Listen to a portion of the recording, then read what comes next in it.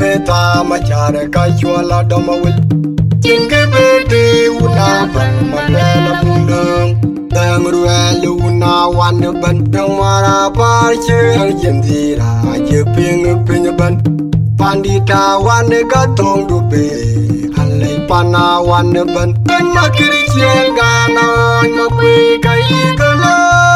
Jangan lihat bidam kunyak angilu cuma kiri cengana.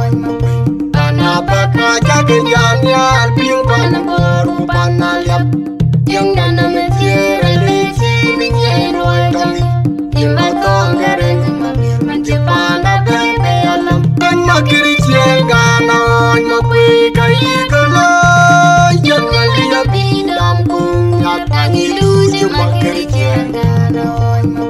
tanah bakaja kejannya alping panabor panaliap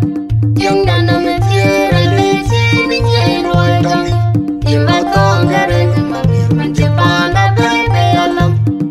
yan makui tuma akum dan makui tuma yan manyala re mamuman makai bunte yan manyel bunte akum dan makui tuma yan manyala re mamuman makai bunte yan manyel bunte akum dan makai bunte yan makui nakiri cengana makui kai kala yan ngaliap bidam kunyak angilu cuma kiri cengana bakaja kejannya alping panabor panaliap yang dana mencir leci minyak kami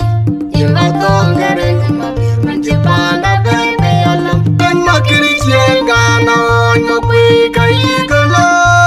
yang ngaliap bidam kunyak angilu cuma kiri cengana tanah bakaja kejannya alping panabor panaliap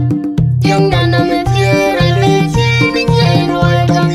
timbal tonggareng mabir mencepana bebe alam undi dapa kajan bandit awan makiri cenggan bukone maya dong tiara mulung panabak apa kajan bandit awan makiri cenggan bukone maya dong tiara mulung panabak apa kajan Awan makiri cenggan bukone maya dong tiara mulung panang kebede una bang maluela mulung Parapeta machare kachuala domawil Jinke bede una bang maluela mulung Tangruel una wan ban mara parche jendira jeping pinyaban Pandita wan gatong dupe Pana wan ban nakiri cengana ngakui kai kala yang ngaliap bidam kunyak angilu cuma kiri cengana tanah bakaja kejannya alping panabor panaliap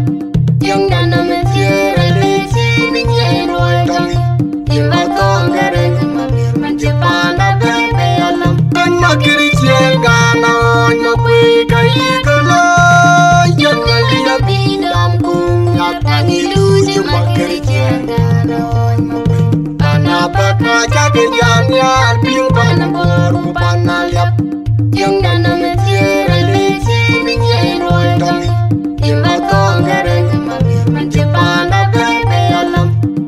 yan makui tuma akum dan makui tuma yan manyala re mamuman makai bunte yan manyel bunte akum dan makui tuma yan manyala re mamuman makai bunte yan manyel bunte akum dan makai bunte yan makui nakiri cengana ngakui kai kala yang ngaliap bidam kunyak angilu cuma kiri cengana tanah bakaja kejannya alping